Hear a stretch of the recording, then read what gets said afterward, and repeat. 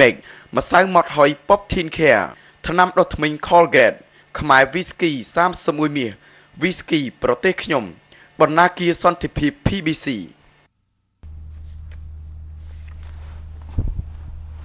បាទជំរាបសួរប្រិមត្តទូរទស្សនិកជនជាទីគោរពហើយកម្មវិធីផ្សាយរបស់សកម្មវិធីសភាអ៊ីនធឺណិត CTN បានវិលមកជួបលោកអ្នកនៅតាមពេលនឹងម៉ោងដដែលហើយថ្ងៃនេះគឺជាថ្ងៃទី23ខែវិច្ឆិកាឆ្នាំ2010ហើយព្រឹត្តិការណ៍នៃបុណ្យជាតិនៃបុណ្យអុំទូកបាននឹងបញ្ចប់ទៅក្នុងពេលថ្មីនេះគឺចាប់ផ្ដើមពីថ្ងៃទី20 21ដល់22ហើយកាលពីអាត្រៀតយប់មិញនេះយើងមានព្រឹត្តិការណ៍មួយគួរឲ្យទុកសោកផងដែរដែលធ្វើឲ្យមានមនុស្សស្លាប់និងរបួសជាច្រើនអ្នកនៅក្នុងនៅចំណុចកោះពេជ្រនៅលើស្ពានម្ដុំកោះពេជ្រនៅក្នុងរាជធានីភ្នំពេញហើយជាបន្តទៅទៀតនេះលោកអុកពិសិដ្ឋនឹងធ្វើសេចក្តីរាយការណ៍ដូចតទៅនេះបាទសូមអរគុណខ្ញុំបាទសូមលើកឡើងអំពីករណីហេតុព្រឹត្តិការណ៍ដ៏គួរឲ្យសោកស្ដាយមួយបានកើតមានឡើងកាលពីអាត្រៀតម្សិលមិញនេះគឺបានកើតមានឡើងនៅលើស្ពាននៅតំបន់មជ្ឈមណ្ឌលកោះពេជ្រដែលក្នុងនោះបានបណ្ដាលឲ្យមនុស្សស្លាប់ចំនួន345នាក់និងរបួសចំនួន391នាក់នេះគឺជាហេតុការណ៍មួយដ៏គួរឲ្យសោកស្ដាយបំផុតដែលប្រជាពលរដ្ឋយើងមានការបាត់បង់ជីវិតច្រើនហើយបើតាមប្រសាសន៍របស់ប្រមុខរាជរដ្ឋាភិបាលកម្ពុជាលោកក៏បានបញ្ជាក់ផងដែរថានេះគឺជាសោកនាដកម្មមួយដែលបានឆក់យកអាយុជីវិតប្រជាពលរដ្ឋកម្ពុជាយើងយ៉ាងច្រើនដែលមិនធ្លាប់មានក្នុងរយៈពេលជាង31ឆ្នាំកន្លងមកនេះពលគឺបន្ទាប់ពីរបបប្រល័យពូជសាសន៍ប៉ុលពតបាទហើយអ្វីដែលទស្សនិកជនកំពុងតែបានទស្សនានេះគឺជាសកម្មភាពដែលបានកើតមានឡើងកាលពីយប់ម្សិលមិញនេះគឺកងកម្លាំងចម្រុះមានកម្លាំងនគរបាលកម្លាំងកងរាជអាវុធហត្ថនិងកម្លាំងពាក់ព័ន្ធជាច្រើនទៀតគឺថាធ្វើការបំពេញភារកិច្ចយ៉ាងសស្រាក់សស្រាំទាំងកណ្ដាលអាត្រៀតដើម្បីជួយសង្គ្រោះប្រជាពលរដ្ឋដែលមានការជន់សង្កត់គ្នានៅលើស្ពានកោះពេជ្រស្ពានកោះពេជ្រនេះខ្ញុំសូមបញ្ជាក់ជូនបងប្អូនទស្សនិកជនមេត្តាជ្រាបថាស្ពាននេះគឺមិនបានកើតមានឡើងនៅទាំងពីរចំណុចនោះទេគឺកើតឡើងនៅស្ពានខាងស្ដាំដៃប្រសិនបើយើងជិះពីខាងស្ថានទូតអូស្ត្រាលីទៅគឺមិនមែននៅស្ពានហង្សទេគឺនៅស្ពានយល់ហើយកាលពីម្សិលមិញនេះដែរនៅពេលដែលកំពុងតែមានព្រឹត្តិការណ៍ដ៏គួរឲ្យសោកស្ដាយនេះបានកើតមានឡើងមានប្រជាពលរដ្ឋបានទូរស័ព្ទក៏ដូចជានិយាយតគ្នាពីមាត់មួយទៅមាត់មួយថាសោកនាដកម្មដ៏គួរឲ្យសោកស្ដាយនេះគឺកើតមានឡើងបណ្ដាលមកពីការបាក់ស្ពានជ្រាបក្នុងឱកាសនេះដែរខ្ញុំបាទដែលជាអ្នកយកព័ត៌មានជាមួយនឹងក្រុមព័ត៌មានរបស់ស្ថានីយទូរទស្សន៍ CTN របស់យើងដែលបានចុះទៅកន្លែងកើតហេតុផ្ទាល់នៅពេលដែលកំពុងកើតហេតុផ្ទាល់តែម្ដងនោះគឺពុំមានករណីបាក់ស្ពានដោយដែលមានពាក្យចចាមរាមកើតឡើងនោះទេពលគឺគ្រាន់តែប្រជាពលរដ្ឋមានការឆោឡោហើយក៏រត់ជន់គ្នានៅលើស្ពាននោះគឺបណ្ដាលឲ្យមានការបាត់បង់ជីវិតនិងគ្រោះថ្នាក់ដ៏ច្រើននេះតែម្ដងជាមួយនឹងសោកនាដកម្មដ៏គួរឲ្យសោកស្ដាយនេះដែរប្រមុខរាជរដ្ឋាភិបាលកម្ពុជាគឺសម្ដេចអគ្គមហាសេនាបតីតេជោហ៊ុនសែនលោកបានចាត់ឲ្យមានការកាន់ទុកមួយថ្ងៃគឺនៅថ្ងៃទី25ខែវិច្ឆិកាឆ្នាំ2010នេះគឺនៅទូទាំងប្រទេសកម្ពុជាតែម្ដងគឺដើម្បីកាន់ទុកចំពោះបងប្អូនប្រជាពលរដ្ឋរបស់យើងដែលបានបាត់បង់ជីវិតនៅក្នុងព្រឹត្តិការណ៍ដ៏គួរឲ្យសោកស្ដាយនេះជាមួយគ្នានោះដែរសម្ដេចអគ្គមហាសេនាបតីតេជោហ៊ុនសែនក៏បានចាត់តាំងឲ្យមានការបង្កើតនៅគណៈកម្មាធិការពិសេសមួយដើម្បីស៊ើបអង្កេតពាក់ព័ន្ធជាមួយនឹងករណីនេះដែលក្នុងនោះគឺមានក្រសួងពាក់ព័ន្ធនានាដើរតួជាអនុគណៈកម្មាធិការដើម្បីស៊ើបអង្កេតធ្វើការស៊ើបអង្កេតទៅផ្នែកជំនាញរៀងៗខ្លួនជានោះទៀតសោតយើងសង្កេតឃើញថារហូតមកដល់ពេលនេះការបន្តធ្វើអត្តសញ្ញាណកម្មគឺកំពុងត្រូវបានប្រព្រឹត្តទៅនៅឡើយទេហើយអ្វីដែលទស្សនិកជនកំពុងតែទស្សនានេះគឺនៅស្ថិតនៅចំពេលអំឡុងពេលដែលកម្លាំងសមត្ថកិច្ចរបស់យើងកំពុងតែធ្វើការជួយបងប្អូនប្រជាពលរដ្ឋរបស់យើងដែលជាប់ខ្លួនណែនតាន់តាប់ស្អិតរមុតគ្នាតែម្ដងជាប់នៅក្នុងនោះបើសិនជាយើងពិនិត្យទៅលើចំនួនអ្នកស្លាប់និងចំនួនអ្នករងរបួសគឺមានប្រមាណជា700នាក់ដូច្នេះចំនួននេះគឺមិនទាន់បានកំណត់ថាជាចំនួនច្បាស់លាស់នៅឡើយទេដោយសារតែខាងមន្ត្រីជំនាញយើងកំពុងតែបន្តធ្វើការស្រាវជ្រាវបន្តទៀតបាទក្រៅពីបងប្អូនប្រជាពលរដ្ឋរបស់យើងដែលជាប់ខ្លួននៅលើស្ពានណែនតាមតាប់នេះក៏មានបងប្អូនប្រជាពលរដ្ឋមួយចំនួនដោយសារតែទ្រាំទ្រនឹងភាព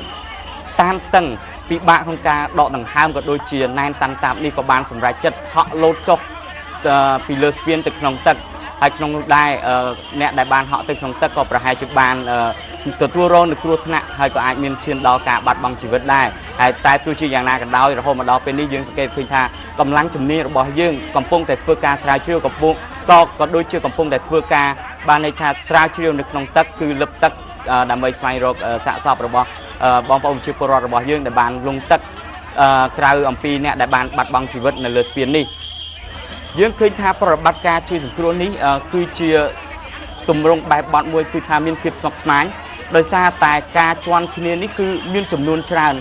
អាចបញ្ជាក់ថារហូតដល់ទៅក្បែរ7,000នាក់ឯណោះដូច្នេះហើយធ្វើឲ្យសមត្ថកិច្ចមានការលំបាកដោយសារស្ពានមានលក្ខណៈតូចចង្អៀតហើយណាមួយទៀតប្រជាពលរដ្ឋគាត់មានការសម្រុកទៅសម្រុកមកធ្វើឲ្យមានការជាប់គាំងពិបាកក្នុងការជួយសង្គ្រោះពីព្រោះជាប់គ្នាដៃជើងខ្វែងជាប់គ្នាតែម្ដងមួយវិញទៀតបើតាមការបញ្ជាក់របស់ជនរងគ្រោះម្នាក់ដែល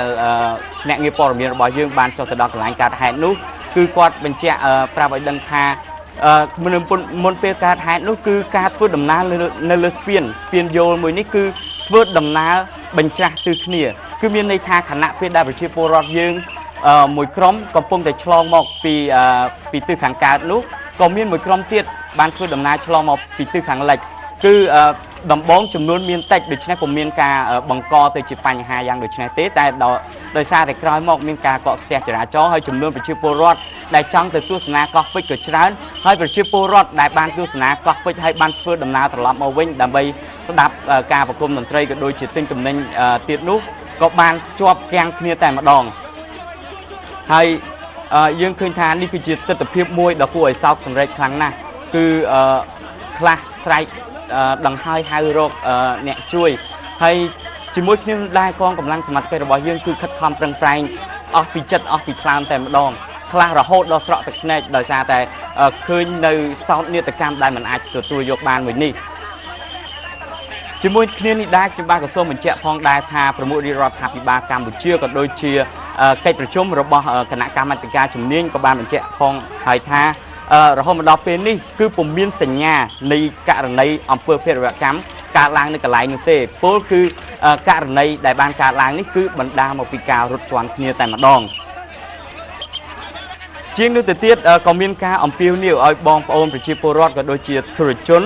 និងភ្ញៀវទេសចរបន្តធ្វើការងារនឹងដំណើរការប្រកបរបររបស់ខ្លួនជាធម្មតាគឺថាកុំឲ្យមានការព្រួយបារម្ភដល់បញ្ហានេះពីព្រោះថាបញ្ហានេះឥឡូវនេះ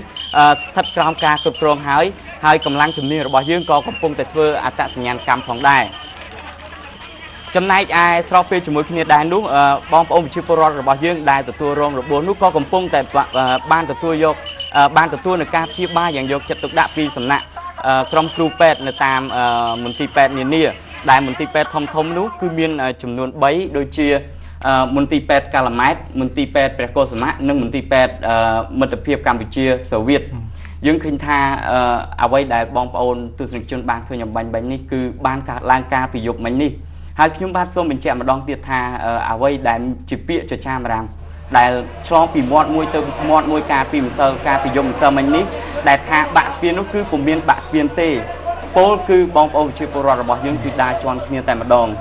អូខេបាទទូរទស្សនិកជនជាទីគោរពបញ្យងតាមសេចក្តីថ្លែងការណ៍ប្រសាសន៍របស់សម្ដេចអគ្គមហាសេនាបតីតេជោហ៊ុនសែនដែលចាប់ពីរំលងអត្រាម៉ោង 1:30 នាទីរហូតដល់ម៉ោង 5 ភ្លឺនោះបានឲ្យដឹងថានៅពេលនេះគឺសម្ដេចបានបង្កើតនៅគណៈកម្មការមួយដែលមានអាដាមឧបនាយករដ្ឋមន្ត្រីសុកអានជាប្រធានហើយនៅក្នុងគណៈកម្មការនោះក៏មានអនុគណៈកម្មការចំនួន3ផងដែរដែលអនុគណៈកម្មការទី1គឺទទួលបន្ទុករៀបចំបុណ្យហើយគណៈកម្មការទី2នោះក៏ទទួលបន្ទុកធ្វើកុសលវិច័យដើម្បីស្វែងរកមូលហេតុថា